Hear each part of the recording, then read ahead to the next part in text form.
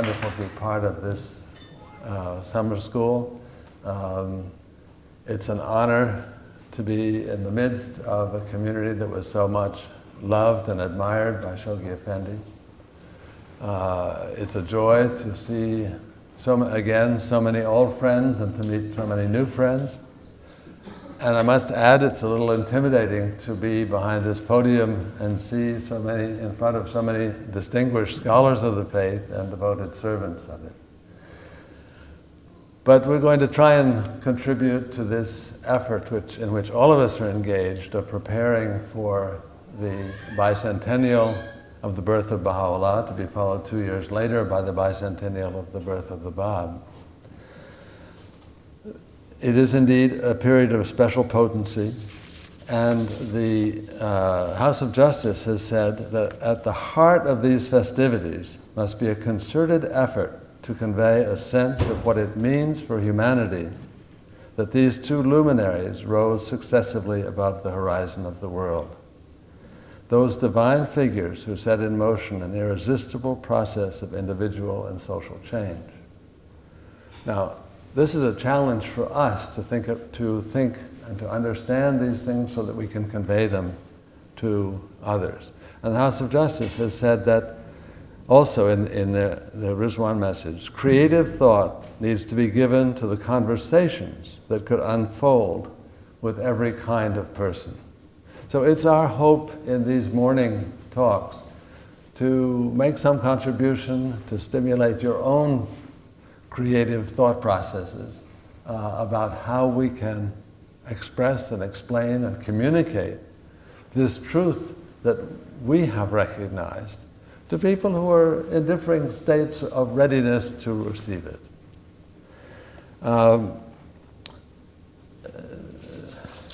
This is a challenge, I think, particularly for those of us who live in the Western societies, where the whole subject of religion is somehow a difficult one to discuss openly. On the one hand, it's obviously not enough to say we Baha'is believe in the unity of mankind or in world peace. That doesn't sort of do it.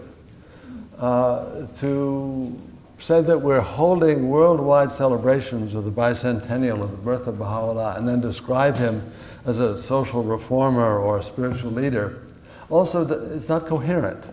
Why would we celebrate to this extent all around the world if this was the nature of the personage? On the other hand, to come right out in the opening conversation with the sort of superlatives that convey to us and our understanding of Baha'u'llah's station may also not be very effective in this context. So we need to look for that bridge, that way of opening the conversation that can lead it into deeper levels.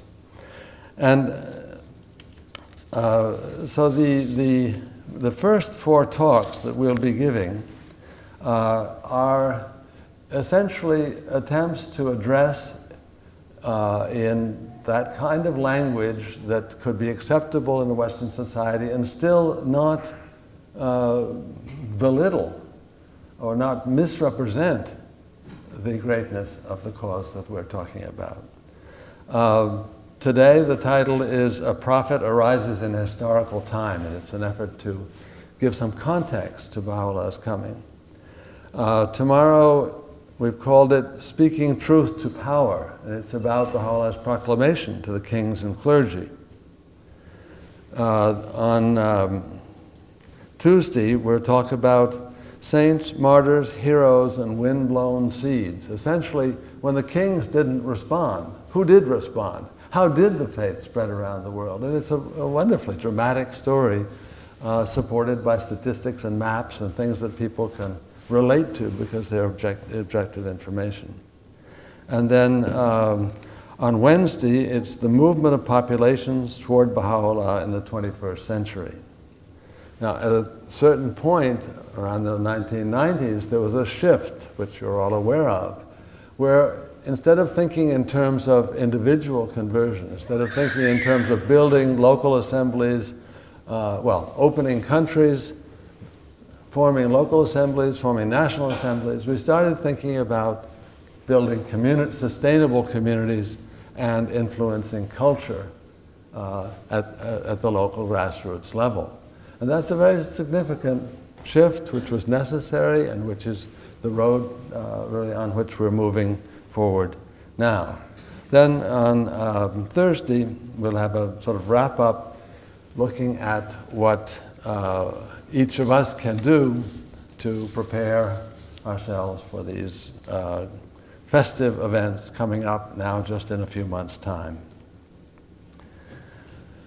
So, to start with the prophet arising in historical time, I would like to suggest the idea of beginning with the notion that Baha'u'llah is a figure like Moses, Jesus, or Muhammad, because whether people believe in them or not, they can't deny that these are figures who had enormous historical impact on society. Now, what's different is that Baha'u'llah appeared in modern times, leaving a wealth of physical evidence, first-hand witness accounts, and authentic documents. In contrast, most of what is known about religion, about the other religions, is based on archaeology and other disciplines that involve similar processes of reconstruction based on assembling fragments. You can sort of imagine a pot where you find 5 pieces of it and then try and recreate what the rest must have looked like. Because much of religious scholarship is essentially that sort of thing, because it's just was so long ago. Now, Baha'u'llah was not only the first messenger of God to be photographed, he was also the first to be personally literate. He was the first to appear after the invention of the printing press. Now, these are enormous changes and differences. And one can illustrate it through just in terms of quantities. The entire Quran is about 78,000 words. And the King James Version of the Bible is 783,000, of which the Torah, or Old Testament, represents over 600,000. Out of the 180,000 words of the New Testament, only about 2,000 are actually attributed to Jesus. And if you eliminate the duplication in the different Gospels, it comes to about 1,000, or two pages of typescript. Now, Baha'u'llah, in contrast, because of the time he had, because he was literate, because he could dictate very rapidly, left us 18,000 authenticated works, totaling something like 6 million words. Now, just imagine the distinction between 1,000 words attributed to Jesus and 6 million words, which were actually composed by Baha'u'llah, verified, marked with his sign, and that are authentic. Now, of course, quantity is not the same as quality, but this gave him the opportunity to address so many more issues and in so much more depth and subtlety and complexity, with the nuances and answering different people's questions about the same subject, that the value of that corpus is almost incomparable. Now, if we follow this thread a little bit more, we can look at what we learn through Baha'u'llah about previous manifestations, which also underlines that unity of religion and essentially the unique phenomena which returns and comes back. In Exodus, we have this wonderful account of Moses' first encounter with God on Mount Sinai, sometimes identified as Mount Horeb. And of course, a little later on, when the 10 Commandments are revealed, we have an even more detailed description. But as you recall, Moses is going about his business of minding his father-in-law's flock, and sees a rather unusual event of a bush which is on fire, but it isn't consumed by the fire. And he says, I better have a closer look. And as he approaches the bush, he hears this voice, Moses, Moses. And he says, here I am, here am I. And then God says to him, draw not nigh hither, put off thy shoes from off thy feet, for the place whereon thou standest is holy ground. And Moses hides his face because he's afraid. And after some other speeches, now the Lord says to Moses that I have a mission for you. Come now, therefore, and I will send thee unto Pharaoh, that thou mayest bring forth my people, the children of Israel, out of Egypt. And then the conversation goes on because Moses doesn't want the job. He doesn't want to deal with Pharaoh. He doesn't want the responsibility of even explaining to the other people of Israel, the leaders of the community, that he's had a message that has given him this role. And every time he brings up an excuse, the Lord has an answer for him, tells him, eventually convinces him to go ahead and says, I will help you. I'll give you whatever you need to do it, but you're the guy. And this is this conversation. And this conversation, what I want to say, is echoed throughout the writings of Baha'u'llah, where Baha'u'llah explains about how no one in their right mind would want to be the role of a manifestation of God. It's a terribly difficult. But there's absolutely no choice, because once God has chosen you, you're it. And you have to carry it forward. And we find, again and again through the writings, these things. You're all familiar with some of the places where Baha'u'llah describes the phenomena of revelation. And in the Epistle to the Son of the Wolf, he's describing the experience in the Siyashal, where he talks, during the days I lay in the prison of Tehran, though the galling weight of the chains and stench-filled air allowed me but little sleep, still in those infrequent moments of slumber, I felt as if something flowed from the crown of my head over my breast, even as a mighty torrent that precipitated itself upon the earth from the summit of a lofty mountain. Every limb of my body would as a result be set afire. At such moments my tongue recited what no man could bear to hear. So we get this very graphic account of just what it felt like receiving this revelation. He talks about his dream and about the message. The exalted words were heard on every side. Verily we shall render thee victorious by thyself and by thy pen. Grieve not for that which hath befallen thee, neither be thou afraid, for thou art in safety. Ere long will God raise up the treasures of the earth, men who will aid thee through thyself and through thy name, wherewith God hath revived the hearts of such as have recognized him. So you get Moses' dilemma playing back in such beautiful and poetic terms.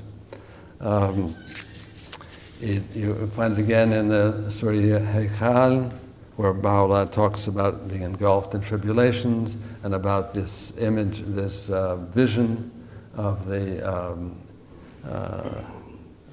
maiden who identifies him as the best beloved of the worlds, and yet you comprehend not. Again, in the Ishraqat, Baha'u'llah is describing an experience which he had while visiting the Garden of Rizwan, in a place that we can all visit. But he says, on one day of days we repaired to our green island. Upon our arrival we beheld its streams flowing, its trees luxuriant, and the sunlight playing in their midst. Turning to our right, we beheld what the pen is powerless to describe, nor can it set forth that which the eye of the Lord of mankind witnessed in that most sanctified, that most sublime, that blessed and most exalted spot. And then he says, turning to the left, we gazed again on one of the maidens, and she presents herself as the embodiment of trustworthiness, and this leads into a whole discourse about trustworthiness.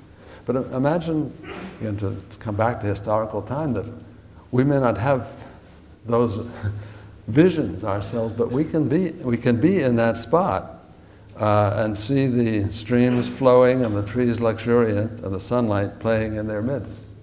We could almost relive that experience.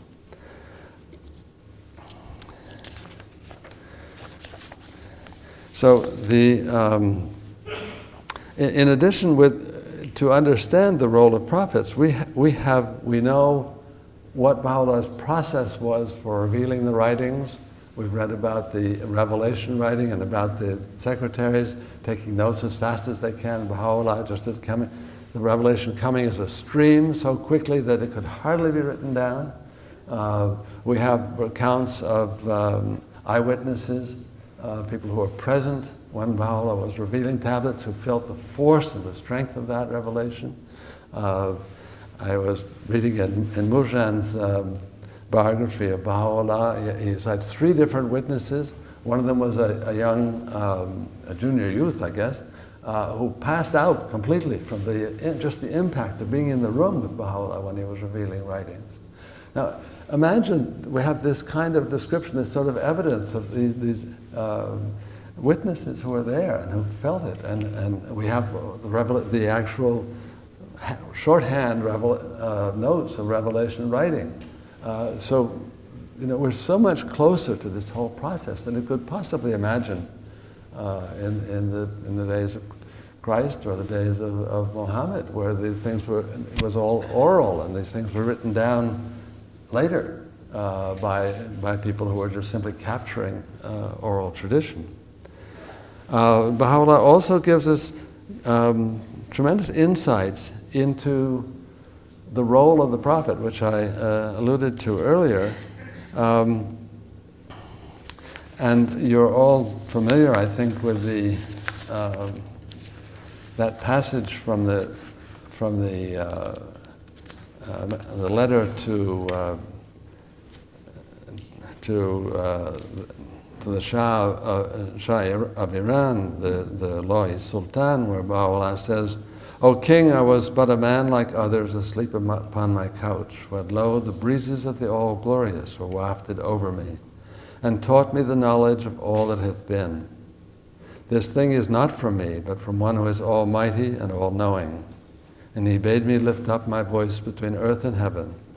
And for this there befell me what hath caused the tears of every man of understanding to flow." I won't continue, but it's so, it speaks to the role of the messenger of God and his pain, but also the source of his knowledge. He says he didn't frequent the schools, that this knowledge all comes from God. Of course, we have the explanation of the messengers of God as mirrors, reflecting the attributes of God, clearing up all this question about whether God was in the messenger, whether God was the father of the messenger, whether all of these things that people have grappled with and not really understood clearly. And in the Baha'i writings, it's all clearly laid out.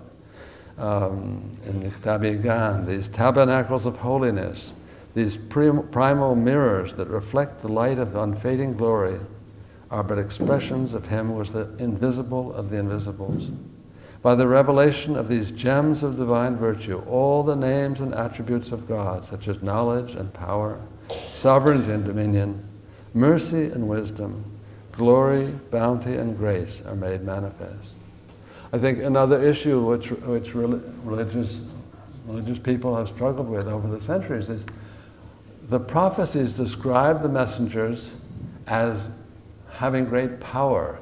Jesus was supposed to sit on the throne of David, smite with his rod of his mouth and so on, and all these images of power. And then the messenger comes, the son of a carpenter, with great humility and simplicity. How do we understand? The power is there, but it requires a different understanding. And this is all so clearly explained in our writings about how that power is there, and it's witnessed by the people who saw Baha'u'llah revealing writings, but it requires perception. It's not that kind of power that you expect on a movie screen, or with a king and soldiers and all that kind of. It's not that kind of thing. Even though some of the words described in the prophecies may look like those, but all these things are made clear. Of course, there's also a great deal that's clarified about religion as a phenomenon. And religion is clearly one of the most misunderstood and misinterpreted phenomena in the world today. Largely because the only religion that people are exposed to is a form of religion which has already been subject to interpretation and division and leadership disputes and all sorts of things, and come out as a very deformed and degraded form of the phenomena. And the Baha'u'llah's writings bring us back to the reality of what religion is about. Baha'u'llah says in the Gleanings, God's purpose in sending His prophets unto men is twofold. The first is to liberate the children of men from the darkness of ignorance and guide them to the light of true understanding. The second is to ensure the peace and tranquility of mankind and provide all the means by which they can be established. Abdul-Baha goes on to amplify some of this and says, religion, moreover, is not a series of belief, a set of customs. Religion is the teachings of the Lord God, teachings which constitute the very life of humankind, which urge high thoughts upon the mind, refine the character, and lay the groundwork for man's everlasting honor. And he said also, the unity of God is logical. This idea is not antagonistic to the conclusions arrived at by scientific study. All religions teach that we must do good, that we must be generous, sincere, truthful, law-abiding, and faithful. And all this is reasonable and logically the only way in which humanity can progress. How clear could it be? Put all your beliefs into harmony with science. There can be no opposition, for truth is one. When religion, shorn of its superstitions, traditions, and unintelligent dogmas, shows its conformity with science, then there will be a great unifying, cleansing force in the world which will sweep before it all wars, disagreements, discords, and struggles. And then will mankind be united in the power of the love of God. This is a message which our world desperately needs to hear. The challenge for us is to find the language, the concepts, so that they can hear it.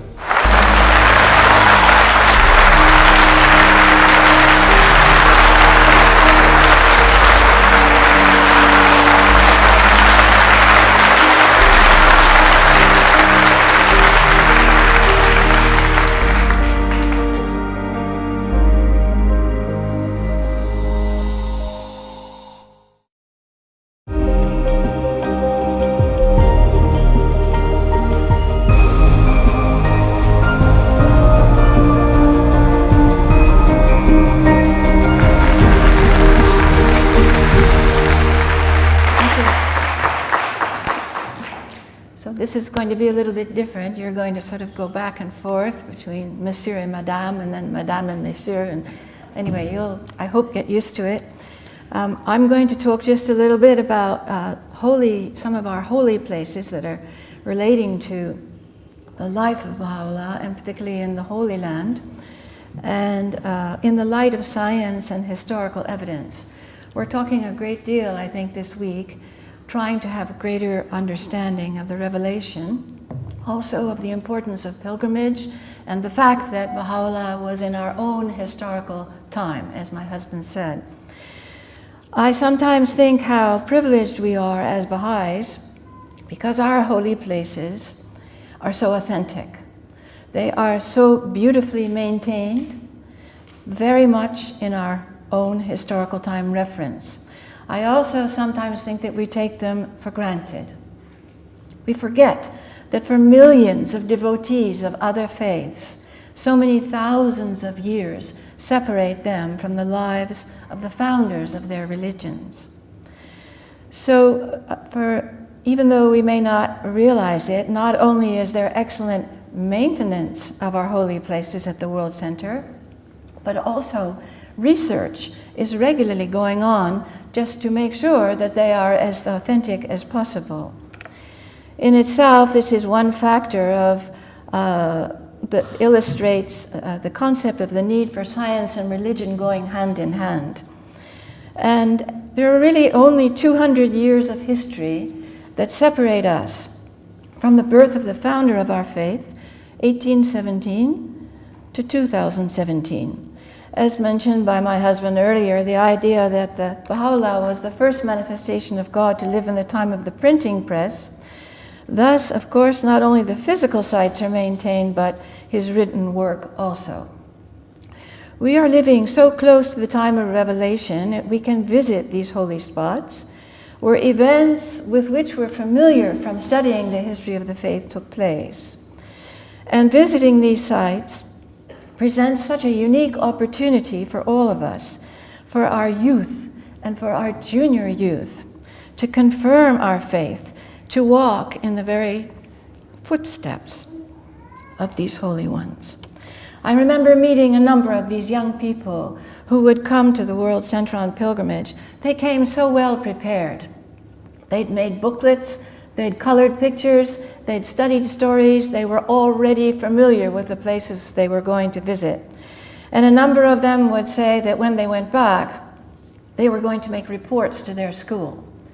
Now, what could be better to confirm them in their faith and their identity as Baha'is and help their fellow students to understand why they were not present on holy days? So today I'm just going to talk about two of the stories that are connected with some of these holy places and their restoration to illustrate this extraordinary care that's being taken of these holy places. So there's a very important principle about the preservation of holy places that is actually written by Abdu'l-Baha in 1903. It's a reference of how to preserve the holy places, and he addressed this letter to the relatives of the Bab, who were responsible for carrying out repairs to the latter's house in Shiraz. We read the following: "The restoration of the blessed house is a most pressing duty, which cannot suffer a moment's delay. The house must, however, preserve its original design, nor should the slightest change or modification be permitted. The state of the house, as regards the disposition of its rooms, its walls, its dimensions, and architecture, should not be altered in the least.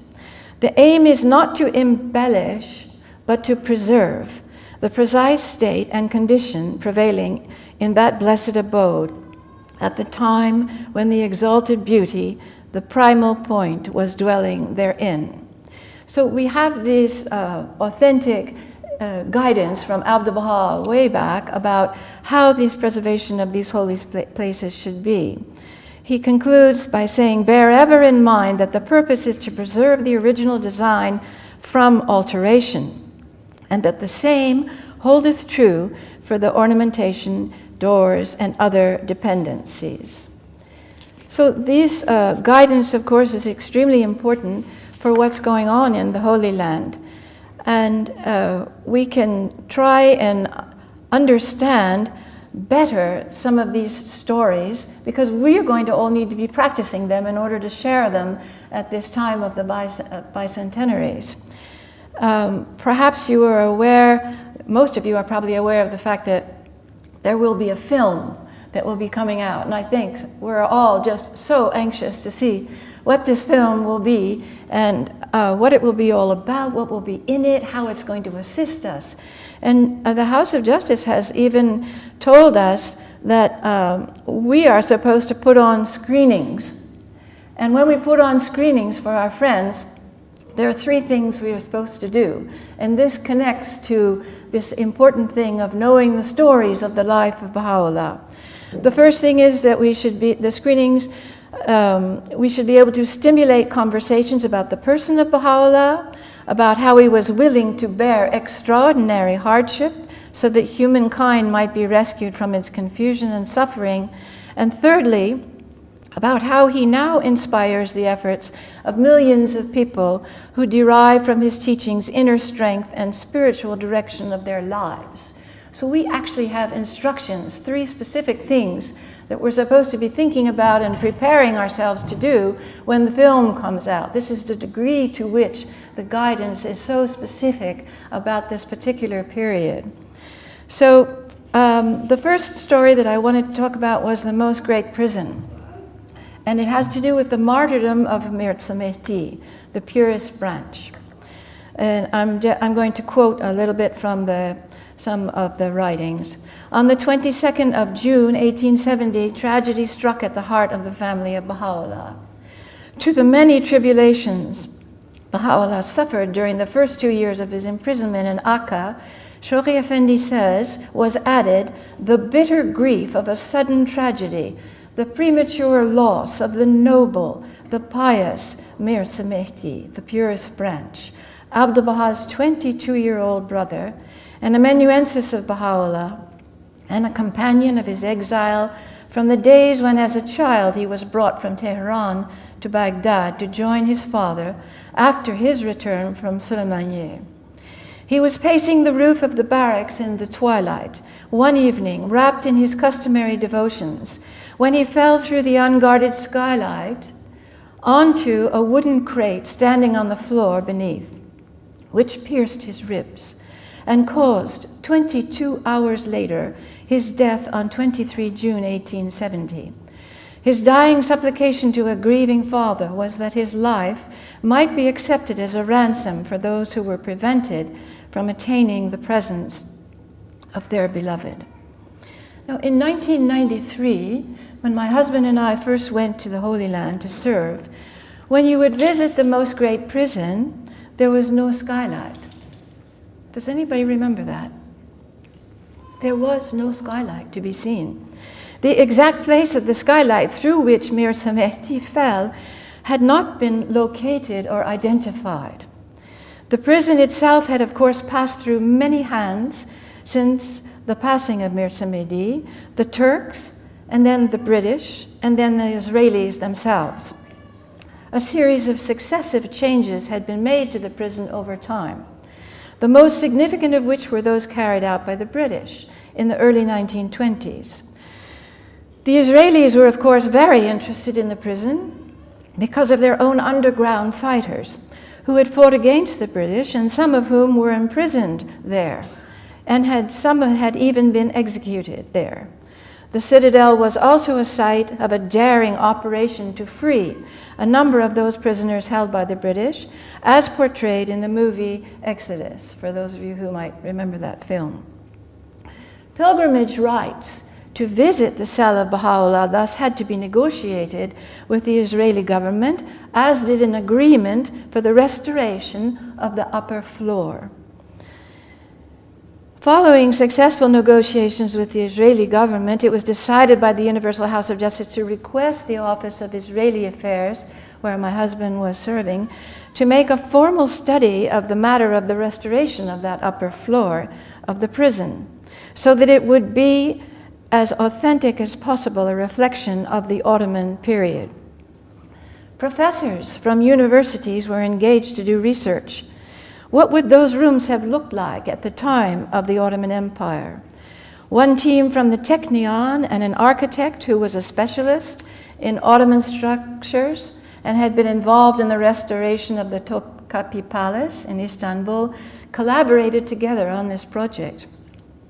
The architect was able to help to read and interpret the structure itself based on his knowledge of Ottoman concepts. It became clear that the rooms in which Baha'u'llah and the prisoners had been lodged had originally been some sort of an apartment or lodging for an important person. For example, the commander of the garrison who manned the citadel. It included family quarters known as the Andiruni, then the Biruni, and a place to receive visitors, a covered terrace called an Aivan. Luckily, they found the floor plans the British had made before they did their own restoration. In addition, naturally, they carefully reviewed all the available written Baha'i accounts concerning the tragedy of Mirza Mehdi's fall, such as those by the Holy Family's cook, Ashi. The biggest challenge was that of identifying the placement of the skylight itself, as the British had redone the roof, cementing it over completely, and the original 1920 plans they had used were floor plans, but did not show the roof as it had been back before their own changes were made. Then there was a breakthrough. A German Luftwaffe aerial reconnaissance photo from World War I was found. When enhanced, the photo showed a rectangular shadow on the roof of the citadel, just above the Aivan. The architect confirmed that this was where the Ottomans would have located a skylight.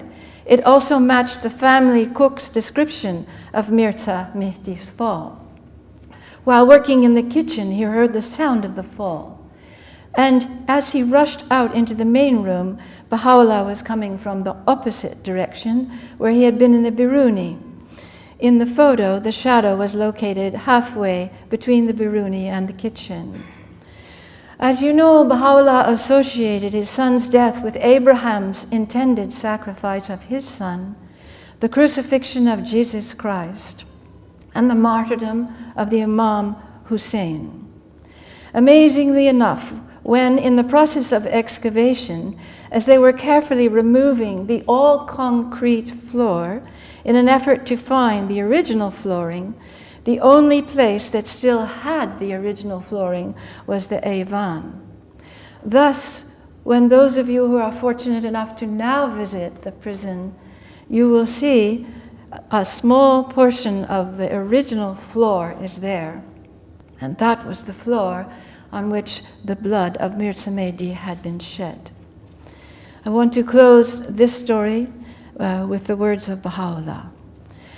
At this very moment, my son is being washed before my face, after our having sacrificed him in the most great prison. Thereat have the dwellers of the Abha tabernacle wept with a great weeping, and such as have suffered imprisonment with this youth in the path of God, the Lord of the promised day, have lamented. The second story that I want to speak about is the Rizwan Garden. Again, I quote from some of the sources. In the years following the revelation of the Kitabi Aqdas, the attitude of the authorities and the public toward Baha'u'llah, his family, and his followers underwent a gradual but dramatic transformation. Several governors of Akka began to demonstrate openly their respect for Abdu'l-Baha and to seek his counsel. Numerous men of influence traveled to Akka to visit Baha'u'llah. One governor intimated that Baha'u'llah was free to leave Akka whenever he pleased. The citizens of Akka expressed their veneration for him by referring to him as the august leader and His Highness. They attributed the noticeable improvement in the city's climate and water to his presence among them. Despite the improved conditions, Baha'u'llah longed for the beauty of the countryside he had enjoyed in his youth. One day he remarked, "I have not gazed on verdure for 9 years. The country is the world of the soul. The city is the world of bodies."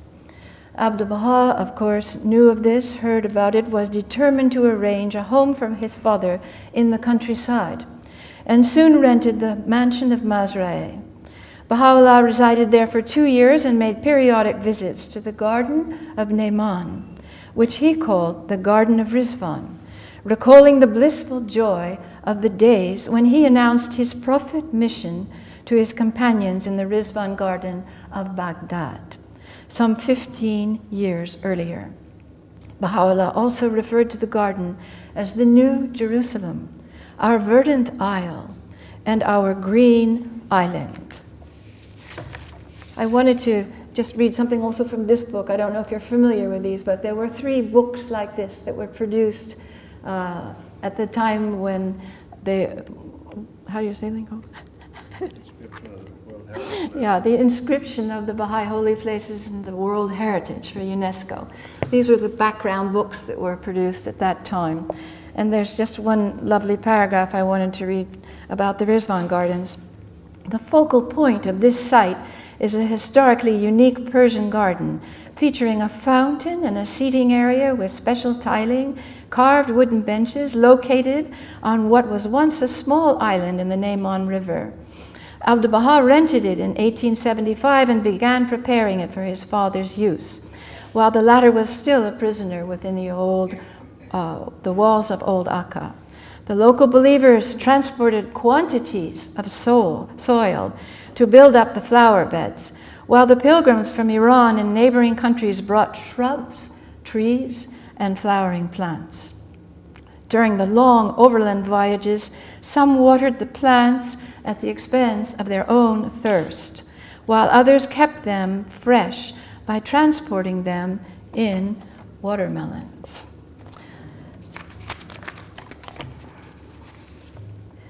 Baha'u'llah's words describe his visit. I chose the same quotation that he did, so you already heard it. On the morning of the Blessed Friday, we proceeded from the mansion and entered the garden.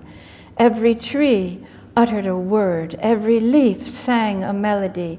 The trees proclaimed, "Behold the evidences of God's mercy," and the twin streams recited in the eloquent tongue the sacred verse, "From us all things were made alive." So, how many of you are familiar with this garden? How wonderful. And anybody who isn't yet, I hope you will be. The fountain, the blue bench on which he sat, the avenues of trees that we can still see, the antique water pump operated by a donkey, the water of which irrigated the gardens and furnished water to the fountain, the small house in which Baha'u'llah slept, the extreme simplicity of that room. We knew it had been an island because Baha'u'llah spoke of the twin streams. But again, when we went to the Holy Land, and anybody who went earlier, there was not water. It was not running around that island as it is today. So this was the second sort of small story I wanted to share.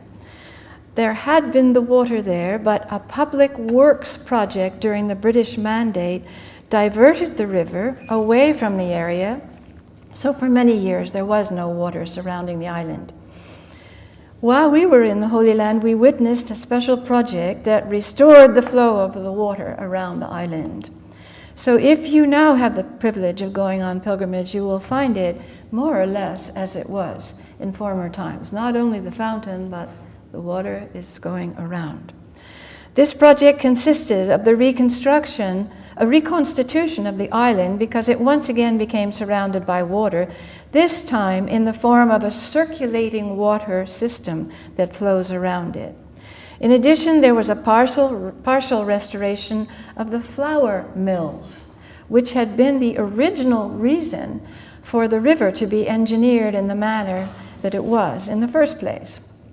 As the project advanced, it became clear that the island had been artificially created by channels which operated water-driven flour mills. The river had been divided into multiple channels which provided power to operate the mills.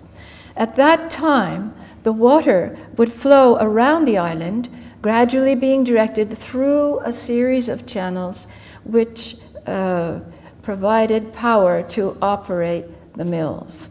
So the water would go through and then it would fall onto the horizontal wooden wheels. You're familiar with the process, and that turned the grinding stones and made the flour into grist. With time, those working on that project made the quite amazing discovery that there had been a whole series of mills right there. Not just one or two, but actually 10 or 12, I've forgotten the exact number, but now when you go on pilgrimage, you will be able to see all those little buildings in the back that all had to do with the Rizwan, the river that was flowing around the island. It had been really probably a major industrial complex for the region at the time. Naturally, the Israeli historians also took quite an interest in all of the research that was going on, in the careful way in which the old mills were restored, and of course the river mechanisms made to refunction. All of this became very important for the Israelis, who have great respect for the way the Baha'is are maintaining and in some cases restoring all of these holy places. So I wanted to just make one more reference just to an area of the city of Haifa when you visit there. It's quite extraordinary, and that is Haparsim Street. Haparsim means, I think, the street of the Persians, and that's what the name is. You have, of course, just on that one street, number 7, the House of the Master. This is, of course, where also the beloved guardian and Amatul Bahari Khanum were residing all those years. Now, just when we were leaving the Holy Land, in the garage of the House of the Master, as a special surprise, if anybody's seen it, been there more recently, it's an old automobile of Abdul Baha, a Cunningham, I believe, from approximately 1919. That was given to him as a gift. It's all been repaired, it's all restored. There's quite a story behind the mechanic who they finally found to fix it up and find the pieces. This is just so typical of the way things work in the Holy Land. The divine assistance is constantly there. It takes tremendous perseverance. I might say that during the 5 or 6 years of solid research and restoration work on the prison, to try and find that skylight, my husband kept on his desk a photo of Mirza Mehdi, and he would beseech him. He said he was in charge of this project, and he had to send down wonderful assistance so that this project could move ahead. Number 10, of course, is the first 10 Haparsim Street across the way. Is from the House of the Master, was the first seat of the Universal House of Justice, 1963 to 1983. Then it became the seat for the International Teaching Center. When the International Teaching Center moved up on the mountain of God, then it now has various departments. Number 4, which you will know, is the old Western Pilgrim House, again beautifully restored. Number 11 is an independent house that is now used to lodge members of the Universal House of Justice. But Abdul Baha's brother lived there. There's a small, beautiful park across from the House of the Master. And of course, that's where Amatul Bahari Khanum herself is interred. So you can go there for prayers also. There's one other building, which most of us know as the conservatory, which we do not own. It's number 9, but one of Abdul Baha's daughters did live there. So just if you walk up and down that street, that one street, and you think of all the memories, all the things that happened, things that were revealed, the letters that were written by the beloved guardian, all the struggles also with the covenant breakers, the early election of the Universal House of Justice. I mean, it's really quite phenomenal because it covers so much of our history, and it's one street. So I think that I would like to close with a very interesting quote from Abdul Baha, where he speaks about both the physical and spiritual realms of existence. He says, "Some men's lives are solely occupied with the things of this world. Their minds are so circumscribed by exterior manners and traditional interests that they are blind to any other realm of existence. to the spiritual significance of things. Like the animal, they have no thought beyond their own physical well-being. It is true that these necessities must be dispatched. Life is a load which must be carried on while we are on earth. But the care of the lower things of life should not be allowed to monopolize all the thoughts and aspirations of a human being. The heart's ambitions should ascend to a more glorious goal. Mental activity should rise to higher levels. Men should hold in their souls the vision of celestial perfection, and there prepare a dwelling place for the inexhaustible bounty of the divine Spirit. So life is a load for every one of us, and it must be carried. But we have to figure out how to not only carry that load, but also not let it monopolize all of our thoughts. This is the guidance that we have. Inshallah, many of us will be able to go on pilgrimage, to raise our thoughts, to improve our discourse, to gain a deeper understanding of the reality of Baha'u'llah's revelation. Ambitions can ascend to a more glorious goal.